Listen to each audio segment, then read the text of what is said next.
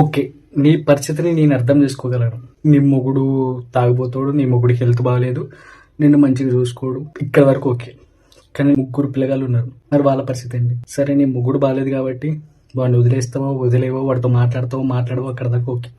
But ముగ్గుడు మంచిగా లేడని with in సెకండ్స్లోనూ వేరే మగతోడు కావాల్సిందేనా? స్టోరీలోకి వెళ్తే ఆమెకి 3 పిల్లగాళ్ళు. ఆమె 7 years గా ఒకటితో రిలేషన్షిప్ లో ఉంటుంది. ఆ రిలేషన్షిప్ లో ఉండేటోడికి ఒక కొడుకున్నాడు. సరే, 7 years గా సాగుతూనే ఉంది. ఒకసారి వాళ్ళిద్దరు మీట్ అయినప్పుడు వాడి మొబైల్లో ఏమో ఒక నెంబర్ చూసింది. ఆ నెంబర్ పక్కన హార్ట్ సింబల్స్ పెట్టుంది.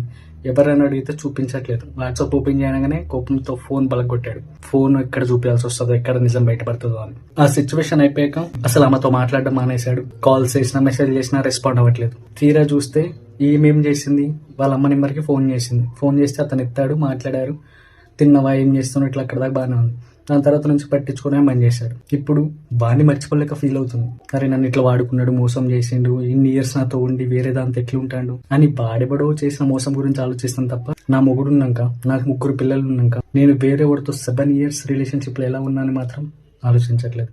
ఓకే, నేను టోటల్ గా ఆమెకే సపోర్ట్ చేస్తా. ఎందుకంటే వాళ్ళ హస్బెండ్ మంచి లేడు, తాగిపోతాడు, హెల్త్ బాగాలేదు, ఆమెను తిడతా ఉంటాడు, కొడతా ఉంటాడు, మంచి చూసుకోడు. బట్ దానికి సొల్యూషన్ వేరే మగాడు కాదు కదా.